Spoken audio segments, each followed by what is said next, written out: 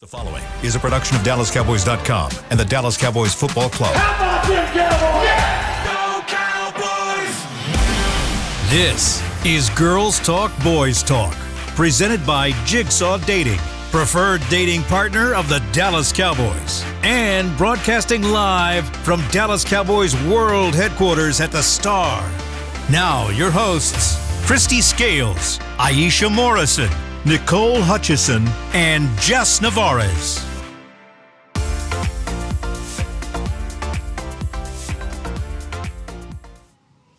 Cowboys Nation, happy Friday. Welcome into Girls Talk, Boys Talk, presented by Jigsaw, the preferred dating partner of the Dallas Cowboys. And Nicole Hutchison and Christy Scales are coming to you live from Oxnard, California. We got Jess Navarez and Aisha Morrison live in studio. The girlies back together. How are y'all in studio? It's nice. We're here. We're living our best life at the Star. Yeah, it's kind of cloudy outside, y'all. I know. So we're not getting burned out here while y'all are Speak for yourself. living y'all's best life. I still got burned today. No, I still got burned today. Well, you know, it's hard out here for Texas weather. Well, I'm dead. Well, I'm sorry. We got a lot of news to talk about today, y'all. We've got Nahshon Wright. We'll get to Ceedee in our next segment, but Nahshon Wright being traded to the Minnesota Vikings for a second rounder in the 2022 NFL Draft. Andrew Booth. I'll start with Christy first. Just kind of what was like the atmosphere a little bit. I know in practice there were kind of words about it, but the news just hadn't been broken yet. But what would you kind of say the atmosphere of practice was like after not seeing Nahshon Wright? Yeah, well, it's like, was there an injury that we didn't know about that happened in the joint practice with the Rams yesterday? And we'll detail some of the things we saw about the joint practice later. But it's not unusual for things to happen like this at this point in camp. In fact, I remember it would have been back in 2018. We had a preseason game mid-August in Houston. We're at NRG Stadium, and I'm standing on the sideline, and Charvarius Ward, who's this rookie cornerback, and he's standing next to me instead of going through warm-ups. It's like, what's going on? And then he walked off, and I walk up to Will McClay, and I said, what's up? Was Charvarius injured, or what's going on? I said, no, we just traded him to the Kansas City Chiefs. So the guy shows up at the stadium thinking that he's going to play a game, and he ends up being traded. So that's probably what happened with Wright. He probably found out this morning or midday, maybe even last night, but on his way to Minnesota. So I think for Andrew Booth, as Nicole mentioned, is a player, a high draft pick by the Vikings out of Clemson, a highly recruited athlete, 5-star, top 10 recruit in the nation going into Clemson. And I think for both of these players, it's the same position, different body type. We'll talk more about that as we go along, but it can be a fresh start for both of them, because I think that both, it became apparent that maybe they weren't able to, Hit their threshold. Yeah, they hit their threshold. And Nahshon, he did get those first-team reps in place of Trayvon Diggs, and obviously through the first couple of weeks of camp, I guess the staff obviously didn't think that he was able to take full advantage of that. And so let's see if he can have success in Minnesota, and let's see a talented guy like Booth, once he gets here, how he fits in with Zimmer's system, and get Al Harris to get him coached up, and let's see what he can do. Aisha? Yeah, so two things about this trade. Number one, I think this is a fresh start for both of these gentlemen to get into different schemes and see if they fit. But number two, this has a lot to do with what the Cowboys have seen from Kalen Carson. He's done most of his work on the outside. Al Harris, to Christy's point, has done a great job with this secondary. I mean, to see Kalen Carson come in and to man that outside spot in Trayvon Diggs' absence this camp, it's been impressive, and we saw some good things from him in the scrimmage yesterday. I think that Booth is just more of a scheme fit for some of the things that Zimmer likes to do currently right now. He wants guys that are okay with pressing. He wants guys that are okay with being very physical with their hands, tackling. And also, too, Booth brings some special teams ability, which I think the little bit that we have seen, ladies, from preseason, there are going to be opportunities there for special teams for some of these guys to get a roster spot. So I think, well, yeah, because of the way that it's set up now and the way that it's done. So I do think that this gentleman being brought over, Andrew Booth, has a lot to do with what Kalen Carson has been doing and how well he's looked in camp. But also, too, because Kalen Carson has played outside so much, you still haven't really established another backup nickel besides Deron Bland, who we know is also doing outside stuff, because Jordan Lewis has come to play. So Andrew Booth possibly has some ability to do some nickel things as well. I think it's a good fit, and his temperament fits the bill. So we'll see how it goes, and good for these two gentlemen to have fresh starts and start over and figure things out. Well, I have to get it out of my system and say, that's right. One more time. Wah, wah. No You more know right what? puns. I didn't know what was happening just then. I was so sad. I didn't know what was Jess? happening. You know, any Seek pun-like name, you know, I Immediately. have to take advantage of it. That's right. But you know what I was really noticing, and while you're on it about special teams, Aisha, was watching the preseason game and kind of watching more of the scrimmage and kind of how these special teams rules are playing out and kind of the body types that are needed for this. I'm just comparing the two. Nahshon Wright, about 6'4", 200 pounds. Andrew Booth, about 6 feet, and then 194 pounds. So it's interesting to see like the size differentiation because I feel like you're going to need a bigger body there. But special teams could be a make or break for a guy like this. Here's the thing. When you're coming in fresh off of a trade, you're coming into a new scheme, a new team.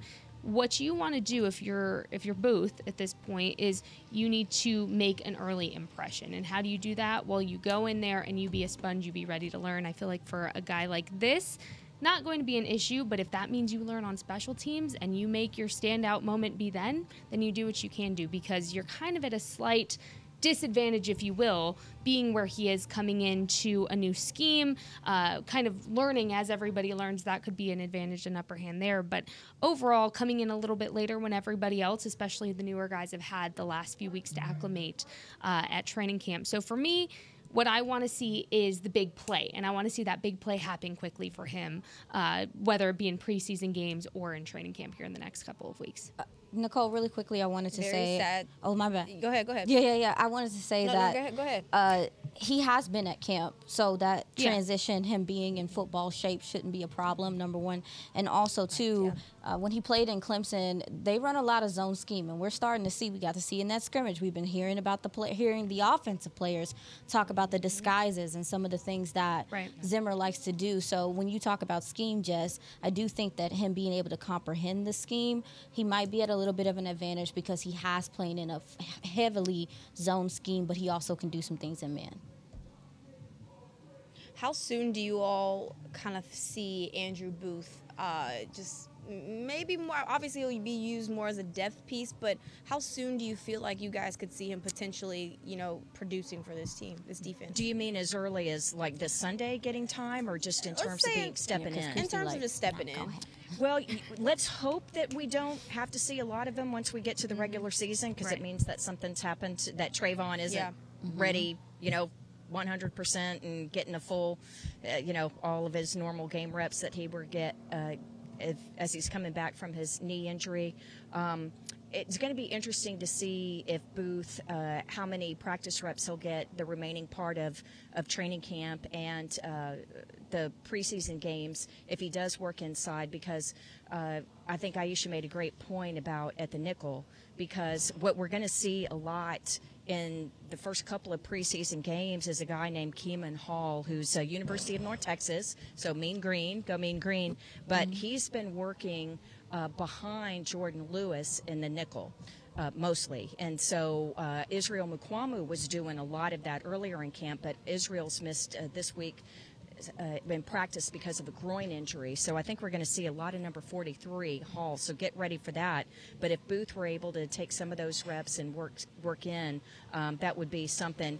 And in regards to, I just want to follow up on something, because Jess said about you want to see him make plays. That's what Kalen Carson did yesterday with the interception that he made yesterday. I mean, he made a break on that ball a la Deron Bland and Trayvon Diggs. And so if he can take what he did in that joint practice going against the top guys for the Rams and do it against the second and third teamers in preseason, then his confidence is just going to grow and reinforce what he's already been putting on the field here in the training camp practices. Aisha? Yeah, I agree. I mean, that's the thing for me, is the fact that, tater tots. That's the thing for me is the fact is the fact that this team and the way that they're using these guys, as far as like Deron Bland, it feels like he's going to be an outside corner. It's just that's what it feels like. But Jordan Lewis having the camp that he has had, I think that nickel hit spot is his, and he seems comfortable in this scheme. There needs to be a backup nickel, and so to me, I think you're lacking more. And you have more depth on the outside. Hopefully, maybe he can come in and do that. But again, as I mentioned, the special teams experience could be the way that he finds his way on the field. It could be the way that he figures things out during preseason and makes an impression on this team to maybe get on the field a little bit more. Jessica. Sorry, I was waiting for my cue. We're trying to work on our cues here a little bit together. We're all in this together. But what I was going to say, piggybacking off of Aisha's point about Jordan Lewis, what you're seeing is a healthy Jordan Lewis who last year was rehabbing from a horrific foot injury, who barely, caught his. What? Sorry, Jessie's talking in my ear. I thought she was telling me something. Wow. Sorry, lost my train of thought there. What you're seeing is a Jordan Lewis who finally caught up to where he had for himself and his expectations towards the tail end of last season, right before playoffs, and you started to see those pass breakups, very full flashes of Jordan Lewis and what he's best at. And the thing about Jordan Lewis is he's very open and candid about everything with anybody who wants to go have a conversation with him. He's very honest, and he was very honest through his recovery journey that it was very difficult to come back from. And, part of that journey to come back is a mental journey as well. And he said, if it wasn't for the other guys he was rehabbing with during the year, like Terrence Still and Tony Pollard, he really would have struggled more. So what you're seeing now from Jordan Lewis is a full-fledged Jordan Lewis who's healthy again and who got over that mental hurdle. So anytime you can see a player do that, especially coming back from the injury that he did, man, it's such a feel-good moment for Jordan Lewis, and I know he's just excited about it and celebrating with all of those guys that overcame the injuries, especially, his injury buddy, Terrence Steele, who is also having a better camp because he's feeling better, right? Yeah. So seeing that, it also energizes the guys around him, energizes a Deron Bland, energizes a Trayvon Diggs when all of your unit is healthy, ready to go. And so no doubt that Kalen Carson, man, Christy, you were mentioning him, and I'm chomping at the bit to talk about him. So I'll wait until we get into that conversation. But all I'm saying is I don't want to be an opposing quarterback having to decide where I want to throw to those DBs this season. No, thank you. Y'all want to know something funny? So yesterday I actually asked Dak Prescott on the podium. I was like, hey, what's your first impressions on Kalen Carson? Because he had a pick on Jimmy G. And he was like, who? And I'm like, I saw. Kalen Carson. And he was like, who? And I'm like, dude, there's no way you can make me, look crazy right now. So I was confused. He goes, oh, wait, walking seatbelt. Yep. They only know him as Seatbelt Carson. Mm-hmm. I said, that's insane. Okay, cool, got it. For locking down the receiver. Hello. And receiver not going anywhere. Locked down like a seatbelt. Crazy. So he's already made a name for himself, especially with, Dak Prescott, and who better than making a name known with your quarterback, right? It's like when Brandon Aubrey got the nickname Butter from Dak last year. That's like an honor. When you've arrived is when you're getting the nicknames from the All-Pros on the team. So you made a moment. One last thing regarding Andrew Booth, just to kind of follow up with the numbers on the special teams, because you're right. Thank you, Garrett. If he's going to be active on game day, then this. So last year, over 120 snaps on special teams. So obviously a core special teams player for Minnesota, even though he wasn't getting the defensive snaps in his second year. It's 17 games, just one start, only 150 defensive snaps, but over 120 special team snaps. So, yes, bringing him here in hopes that he can be one of the core special teams guys. I've got to add something. Sorry, ask you guys something about Nahshon Wright. Do y'all feel like it was just his time to go and, maybe possibly flourish somewhere else? Because I feel like that was kind of how this team felt a little bit. Aisha, I'll start with you this time. I feel like it's a mixture of a couple things. I mean, new coaching staff, new scheme. Draft. Period. Get to draft your guys. Get to draft the guys that you think, fit. And like I said before, we can't talk about it anymore. Kalen Carson coming in here and showing what he could do really changed that conversation to me and what they're really looking for, like I said before, I think it's just a good fresh start for him. It just felt like every year he was always in waiting. Key special teamer, that's something to note, of course. So, but it just never really connected for him. He never really got a shot just because of the other guys they had on this team. Brought in Stephon Gilmore last year. You know, it's just every time he would get some momentum, something would happen, or I just didn't think, I personally just feel like the scheme fit is the difference right now. And so hopefully he can go do some things there. Yeah. In Minnesota. Yeah, good for him. New man on the Minnesota Vikings, as Lizzo once said. But She needs to go to jail. I missed you guys. You're What right. can I say? But literally, new there. man on the Minnesota Vikings. Honestly, here's the thing: is I think players like Nahshon, who don't get the opportunity that other guys do, or maybe are always kind of overlooked. It's not a bad idea to go somewhere new. And when you come from the Dallas Cowboys, you're looked at differently instantly because you have that. You've worn the star. You understand what it is to be a football player in this league, and one for a really hard team to play for as far as the limelight, the media, just the scheme, everything that comes with the territory of being a Dallas Cowboy. So you're looked at differently when you go to other teams. You're respected. You're kind of looked upon for advice, especially by younger players, and at least that's what I've gathered from, players that have gone to other teams. But I think for Nahshon, a fresh start is not a bad thing. I don't necessarily think. How do I say this? I don't necessarily think with what he had, he was going to get any more opportunities this season, because you have a walking seatbelt coming in, making a name for himself this early in camp that's only going to get better with a little bit more polishing by Al Harris and the rest of the coaching staff on the defense. Ladies, really quick, can I ask, with this going on and Nahshon Wright being a gentleman that was a part of the other regime as well, how has Eric Scott looked to you ladies out there? Because... he's another guy that we don't talk about as much. He came in last year, was a late round pick. We didn't see him really at all last year, was inactive quite a few times. What have you ladies seen from him that maybe kept him out of even this type of conversation?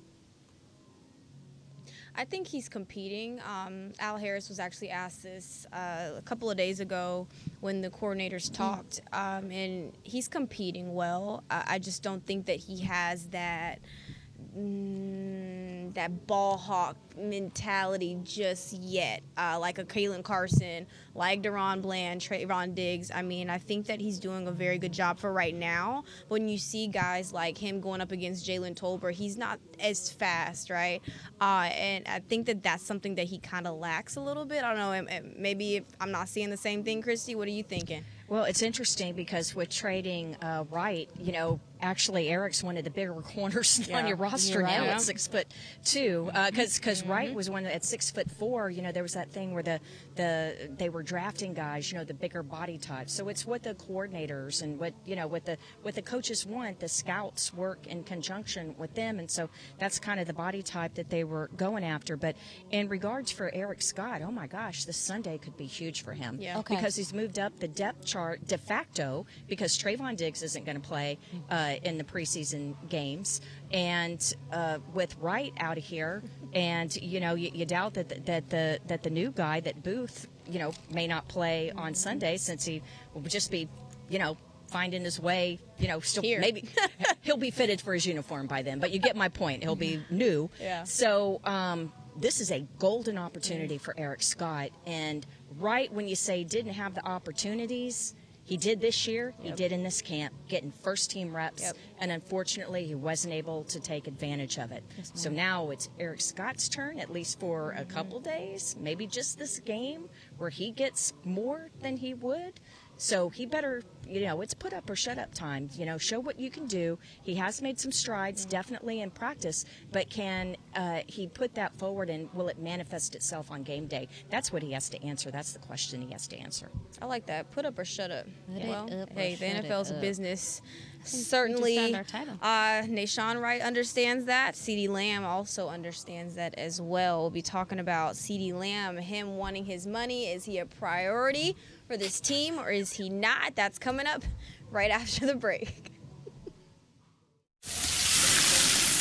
We know that juicy, cheesy, grilled to perfection burger sounds amazing, but it does sound like something is missing. Pepsi, baby! The yin to this burger's yang. Burgers and Pepsi go together like burgers and Pepsi. This perfect blending of flavors makes every bite of lettuce, every sesame seed on the bun, and every sip of that crisp, refreshing, ice-cold cola a journey to Foodtopia. Burgers, better with Pepsi. That's what I like. At Jigsaw Dating, we obviously want the Cowboys to bring that 6th ring home. But to be honest, we're more focused on finding the person who will put a ring on your finger. That's why we created a dating app that reveals your face through meaningful conversation, so you can date deeper. Because it's personality that matters the most, not looks. Join Jigsaw Dating today, dating partner of the Dallas Cowboys.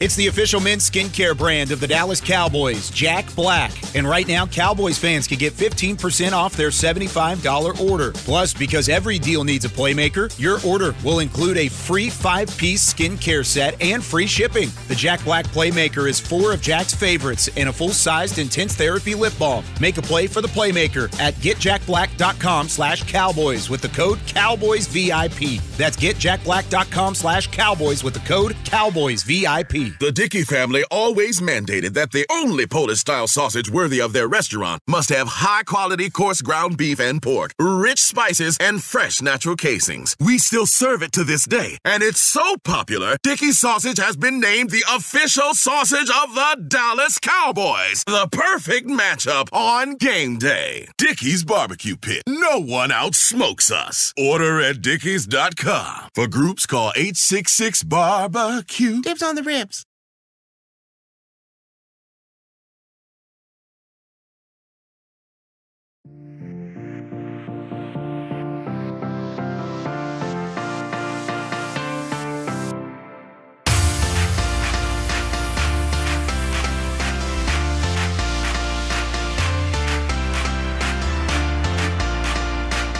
Elevate your game this 2024 season with the official training camp headwear collection. Find it at a pro shop near you or online at shop.dallascowboys.com. A Fanatics experience, and get ready for football season. I got tongue-tied there. I got so excited about it. So, yeah, you can go to shop.dallascowboys.com. Get ready. Get your gear going, because guess what? Preseason for the Dallas Cowboys starts when, Nicole?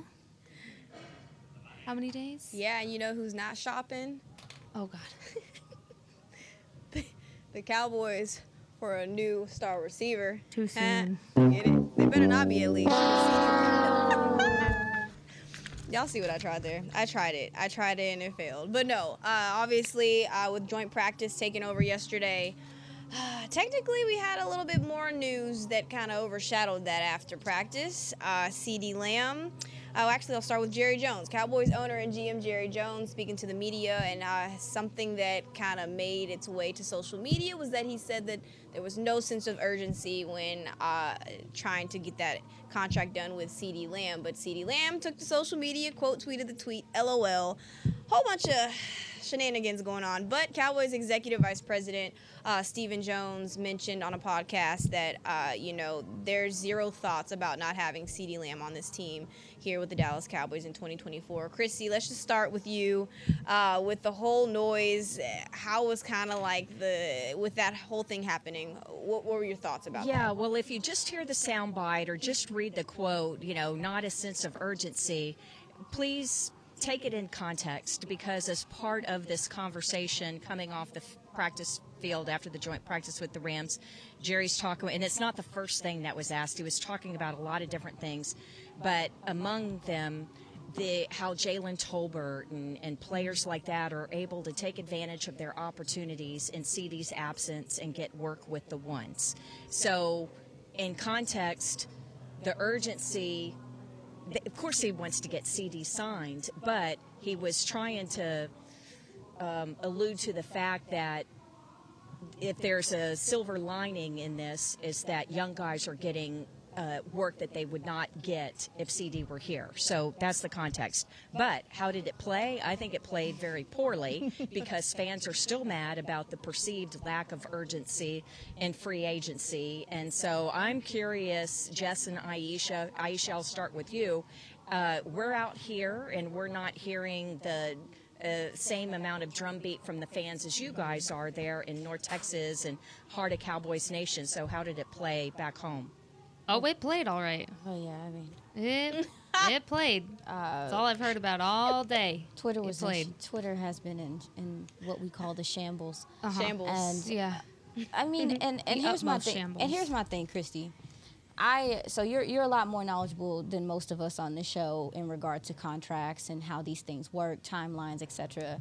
But I do understand some of the fans' frustration with the fact that this feels like things that they could have been proactive about sooner. And, waiting this long period of time to be able to do these things has put them in a position. And again, it's repetitive. It's not just a one-time thing. We're experiencing this with almost every big player that has an upcoming contract, and it's confounding. And I understand some of fans' frustration, especially when we're not talking about no scrubs. We're not talking about and not to call nobody a scrub. I was listening to TLC earlier. We get it. We understand what you're going that's kind of a scrub. But we're talking about guys that are in the top percentile of the sport. You know what I'm saying? They made and so the some of NFL. this exactly. So some of this stuff would be a no-brainer, you feel like, and that there would be some proactiveness about it. So I get some of their frustration, but I also understand that there are other parts that we don't know about and other subsets that go on through these negotiations. So I just believe that fans are just, it's weird not seeing Ceedee out there. And to your point, Christy, and Jerry's point, I do think it's beautiful that we've been able to see Jalen Tolbert really flourish this camp and really show what he can do. And then some of these other guys get opportunities with the ones. However, this offense, a lot of it runs through a Ceedee Lamb. Oh, yeah. Ceedee Lamb dictates how people play defense. And so him not being out there, it's not really giving a realistic view of how teams are really going to scheme against you, and also too what you're going to be able to do offensively because of all of the attention that he draws. So I will say, silver lining, but there's a few little wrinkles in there that make me say we wish he was here, because we would get a more realistic look, even in like a Rams scrimmage, on like, okay, how do people stop him? And now you might have a Jalen Tolbert coming in as a 3 receiver and being successful, and also to a Brandon Cooks who looks fresh as well. Oof, let him cook. Right.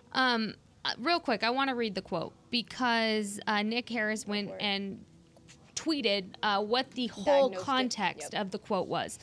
So Nick Harris tweeted, Jerry Jones on talks with Ceedee, quote, "We're getting great work done and making real progress. I don't think we're losing a step with where we are now." He also says there isn't a sense of urgency to get a deal done before the end of training camp. Okay. So with context, it sounds a little different than what was happening on social media, right? It was very much so without context, and I understand, like, to your point, Aisha, I understand why people are upset. Like you said, this is a pattern, and it's a pattern that doesn't seem to break. It's a pattern that could have been avoided this time. It's something we've been talking about for a year now. It's not surprising when these things come up, and to be quite honest, it wasn't that surprising the kind of season Ceedee Lamb had from what he was projected to have in training camp last year. So here's the thing. It's really difficult because we live in a world with social media that amplifies things. So for me, I think the most frustrating part of this situation is if this whole thing stalls it out even longer, because now you have a player clearly upset on social media because of social media drama, right? And so to that point, I think that's why it frustrates me, because you're already in waiting. Your one receiver's not there. But I also don't want it to get twisted that he's not practicing while he's not there. It's not like Ceedee Lamb sitting at home just hanging out, like not doing anything. He understands what football shape is. He understands what his role is. So I don't want it to get twisted that even though he's not at camp, he's not getting work in. And furthermore, we've already said multiple times on the show, he's gotten work in with the rest of the receivers and Dak Prescott. So that work is being done, and it was being done before training camp. It is just a frustrating situation as a whole. But at the end of the day, like, it's going to happen when it's going to happen. You have to control what you can control. And as a fan, I understand where the frustration comes from for you all, but also as a professional and understanding how these things work and how much money you have to really seed out because you waited so long. You can't just hand Ceedee whatever. You want him to get a fair deal. So if that means it takes a little bit longer so he gets the money he deserves, we all have to wait it out. Sorry, I had to soapbox a little bit. Look, in my other job all morning, that's all people wanted to talk to me about. And I just had to get it out because I was like, yeah, I can't really say much. So it's just been a little crazy. But Aisha, it's just us in the meantime. Okay. We're going to get Nicole and Christy back here in a little bit. But to kind of bounce off that, here's the thing about Ceedee Lamb. What are you expecting from the rest of the wide receiver core kind of going forward when he does come back, when he is integrated back into everything? Who do you think is going to bounce off well with him, given I'm talking more younger rookies, younger players? Who do you see right now has the upper hand other than Jalen Tolbert? I mean, I think that a guy like a Jalen Marino Cropper is really going to take to a Ceedee Lamb because they're both route runners. They're both guys that can do things in the slot. Obviously, I think Ceedee Lamb can do a little bit more at the X and the outside because Cropper just has a smaller frame. But the route running and the precision in the route running and how much care they put into being route runners, I think they're going to see eye to eye and really agree with each other. Now, back to the point about the fact that other guys have been getting opportunity, I wonder if we see them slow play Ceedee Lamb, and not to he's on a pitch count, but hey, preserve your man. Yeah, this offense is not in the install period anymore. Yep. So there's been wrinkles implemented into this offense now that might be different, that might look different. Furthermore, Dak is really connected with Jalen Tolbert. We see Dak go to Ceedee Lamb on 4th down, 3rd downs, those clutch moments. Hey, him and Jalen Tolbert have really built a connection here. When you see a quarterback scrambling, look at who he's going to. Yep. And it'll let you know a lot about who he trusts. And Jalen Tolbert's been that guy.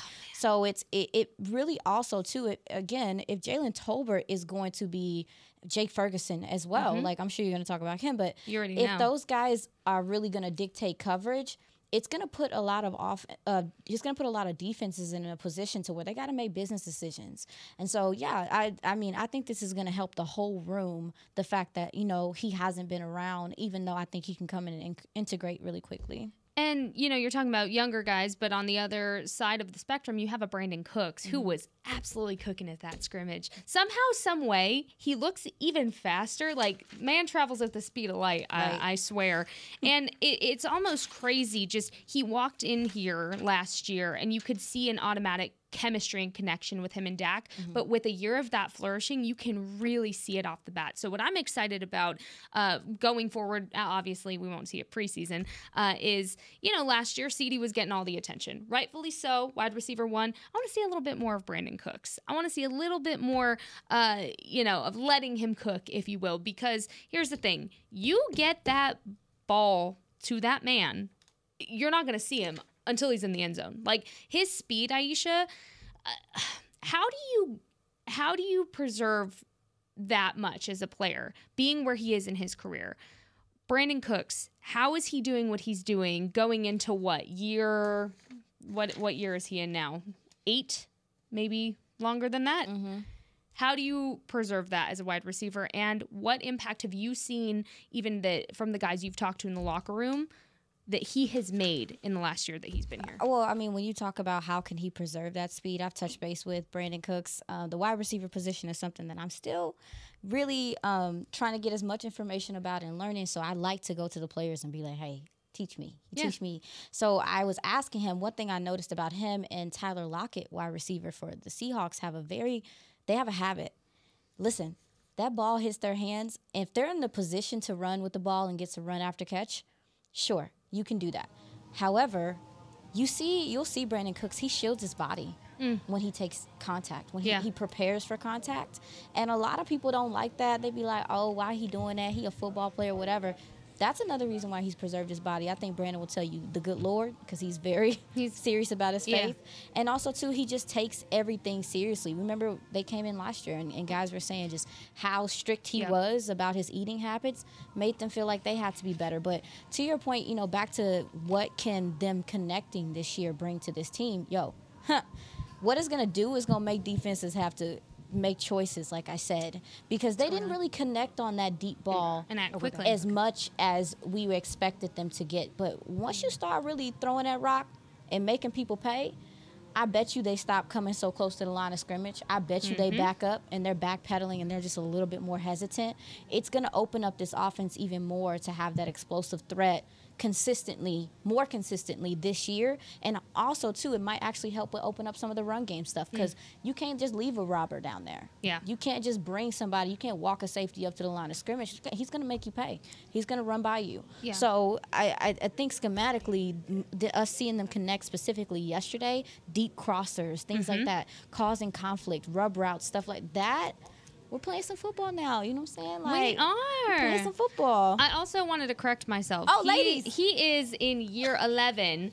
And you know what? We are welcoming back our girls. They are back. We missed you for that brief moment. We had some technical difficulties, ladies. It's okay. We're back. It happens. We were talking about Brandon Cooks and, you know, how he pretty much travels with the speed of light, and you can tell. But, ladies, I want to get from your perspective in Oxnard, who from tight ends, wide receivers, also stuck out to you during the scrimmage yesterday on the offense?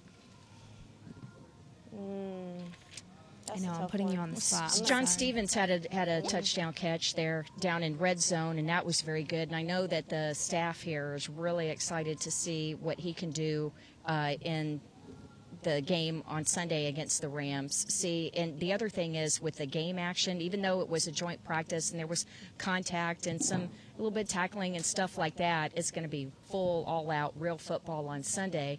And so the thing about him, the question is, since he was a wide receiver in college and now tight end, can you put him at the end of the line, and how is he going to do as a blocker? So we're finally going to get to see that on Sunday, and it's all about keeping pad levels low and, you know, maintaining your leverage and the proper technique.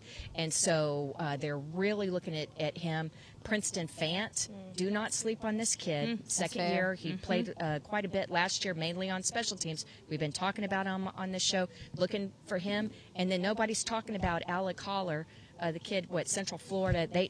He's shown some good things too, and he'll get probably more opportunities in the second and third preseason games. But there's a lot of depth at the tight end position. We won't see Jake Ferguson. Also, Peyton Hendershot didn't take part in the practice yesterday because of a shoulder injury and didn't take part in practice this afternoon. So that leads me to think that he probably won't play Sunday against the Rams. I was going to go real fast before we take our break. I was going to go Cooks, and I feel like he's just so much lighter on his feet. I don't know what the hell he did this offseason, but he looks like, I think Jess was actually mentioning that he looks so much faster. He had a touchdown pass.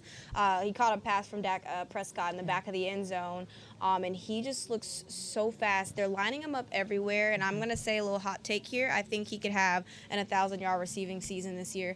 Fair. Boom. Yep, I'm taking it there because he's had 6 in his career. So I'm going to go there. Let him cook. But for now, we got to take our second break, ladies. We're going to let him cook. We're going to keep cooking on the show. That deserves a ding, Jazzy. Oh, my God. Let him deserves cook. a ding. When we come right back, y'all, we're going to be talking about the Rams-Cowboys preseason kickoff at 3 p.m. on Sunday. We'll be right back. At Jigsaw Dating, we obviously want the Cowboys to bring that 6th ring home. But to be honest, we're more focused on finding the person who will put a ring on your finger. That's why we created a dating app that reveals your face through meaningful conversation, so you can date deeper. Because it's personality that matters the most, not looks. Join Jigsaw Dating today, dating partner of the Dallas Cowboys.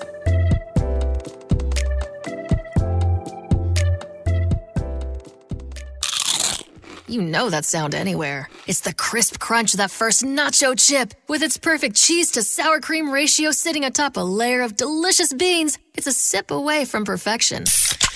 That's what we're looking for. Add a delicious, refreshing Pepsi and we've achieved absolute nacho nirvana. Because while you can pile those nachos high with every spicy, cheesy, savory topping, there's no topping a cool Pepsi finish. Nachos, better with Pepsi. That's what I like. The Dickey family always mandated that the only Polish-style sausage worthy of their restaurant must have high-quality coarse ground beef and pork, rich spices, and fresh natural casings. We still serve it to this day, and it's so popular, Dickey's sausage has been named the official sausage of the Dallas Cowboys. The perfect matchup on game day. Dickey's Barbecue Pit. No one outsmokes us. Order at dickeys.com. For groups, call 866-BARBECUE. Dibs on the ribs. It's the official men's skincare brand of the Dallas Cowboys, Jack Black. And right now, Cowboys fans can get 15% off their $75 order. Plus, because every deal needs a playmaker, your order will include a free 5-piece skincare set and free shipping. The Jack Black Playmaker is 4 of Jack's favorites and a full-sized intense therapy lip balm. Make a play for the Playmaker at getjackblack.com/Cowboys with the code CowboysVIP. That's getjackblack.com/Cowboys with the code CowboysVIP.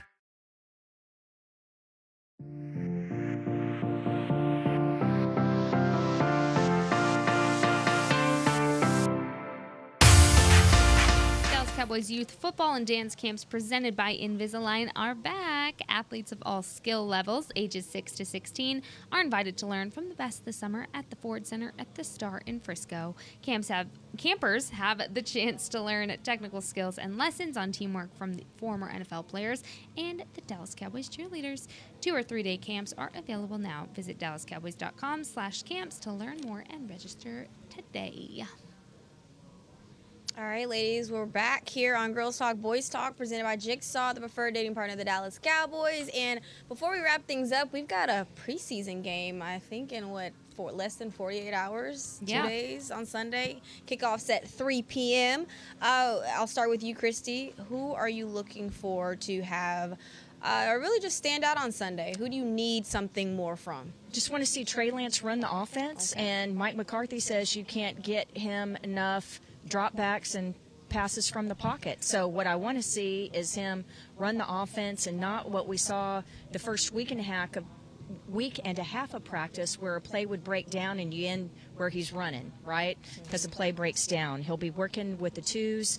He got all the snaps today, getting ready for Sunday. I wouldn't be shocked if Trey Lance plays the vast majority, if not all, of the preseason snaps. And so I also want to see Tyler Guyton, because he did go through the portion of practice yesterday, even though yesterday he didn't do any of the team work. He had missed a few days because of illness. But if he's able to ramp up from practice today, take part tomorrow, can he, that's the big question, is he going to be able to block Myles Garrett in week 1 against the Browns? And then I don't know that we're going to see Brock Hoffman. I think we're going to see a lot of Cooper Beebe, and I wouldn't be shocked if Cooper even gets some work in the second half at guard after working at least the first half at center.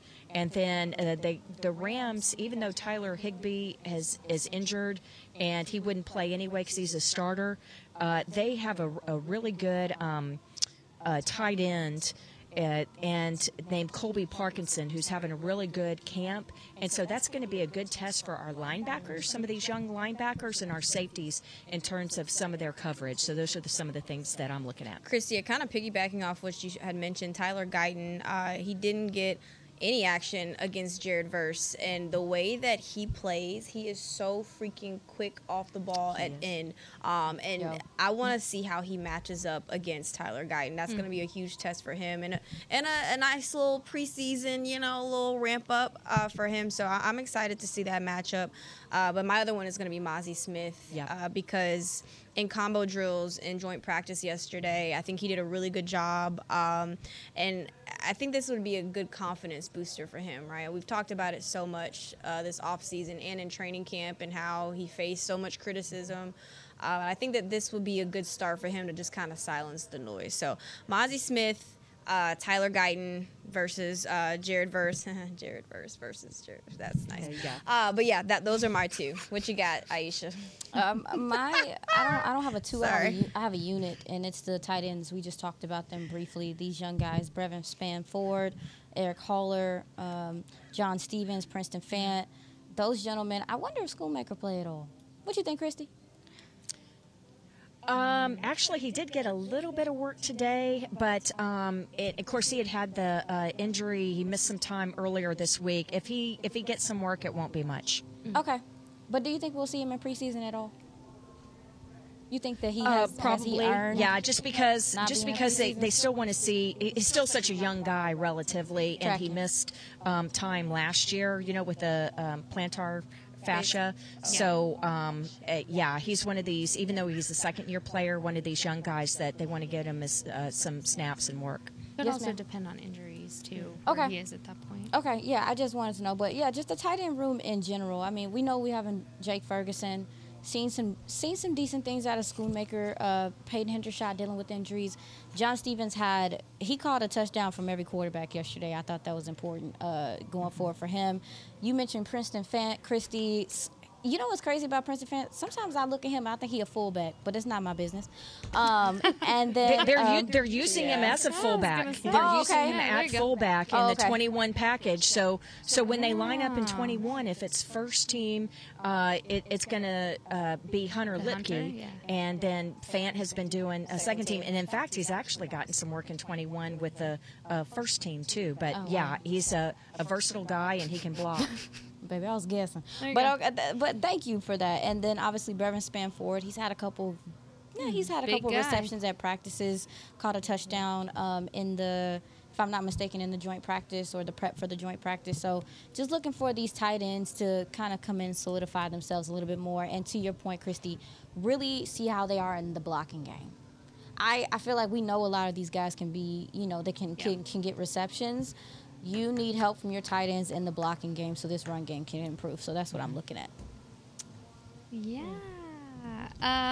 For me, who are you looking at? Yeah, Jess, who's Jess looking for? Who are you looking for, Jess? I'm trying to decide. First of all, I want to mention Cooper Beebe because, Christy, you mentioned him. But something I did notice is he's struggling a lot with his snap. So I do want to see that polished up by the end of preseason because it is getting better. Though, but in practice, I do want to see that progression continue, and it's only going to get better with reps and in-game reps, the most valuable. So I want to see Cooper Beebe kind of improve that through his in-game reps. I also want to see, because I did notice during the joint practice kind of that wide receiver room, and not necessarily a wide receiver 4 or 5 position, but overall who could potentially be with Kevontae Turpin if it's not Deuce Vaughn for the returner position. So I want to keep an eye on kind of the special teams unit of what receiver they're putting there, whether it be a Jalen Brooks, a Jalen Cropper, David Durden, I saw getting some of those reps as well. So I want to see those receivers at work there, because that could also distinguish if they make their way onto the 53 as that extra wide receiver if they're needed in the special teams unit. So I feel like if they have good explosive plays, they take one home, you're automatically giving yourself an upper hand there as well. Also, just seeing, this special teams unit with the new rule, I want to see how well they're working it in to a real game scenario as well. Even though it's not your starters, I want to see how they're doing it and how Bones Fossil is kind of controlling that as well. Yeah. I'm glad that you mentioned Jalen Cropper and David Durden, because they have been getting work as second and third team returners. The first team on kickoff return has been Kevontae Turpin, of course, and Rico Dowdle, and then Cropper getting work second team next to Durden. So 2 good names there. And piggybacking one last thing, Jess, you mentioned Cooper Beebe. This is one reason to love Cooper Beebe. We're walking off the field today. He did talk to media, but I wanted to ask him something apart from the scrum where everybody's together. And I said, Cooper, in these preseason games, the fans and the media, there's all these snap evaluations, right? But with the offensive line, how do you evaluate? We don't really get to watch in the trenches, and other than points on the board and like rushing yards, that's how the offensive linemen are judged, but how are you going to judge yourself? Before you get in the film room, how will you judge whether or not, or what makes you feel good about your performance? What do you want from yourself? And he says, we're 5 as 1. I'll be judged, and I'll judge myself how the unit does. So it's everything together. It's not me individually. So I just I love that attitude. I love that response, and it's one more reason for the fans to really get behind this rookie. And like I say, I don't think Brock Hoffman is going to play in this game. I think that they want to give more work to the younger guys. Even though Hoffman is a young guy relatively, I think BB will get more work. He's gonna BB the center. Ooh. Look, we don't have Nahshon Wright anymore. I had to replace it. I had to get a new one. That was not it. Whatever. Y'all are being, all right, ladies, y'all are this being has been bland. fun. The preseason game will be a lot of fun to watch. Kickoff starts at 3 p.m. on Sunday. Cowboys, check your local listings to be able to watch that game. But that's a wrap for Girls Talk, Boys Talk, presented by Jigsaw, the preferred dating partner of the Dallas Cowboys. Nicole Hutchison, Chrissy Scales, Jess Tavares, and Aisha Morrison. We will see y'all next week. This has been a production of DallasCowboys.com and the Dallas Cowboys Football Club. How about this, Cowboys? Yeah!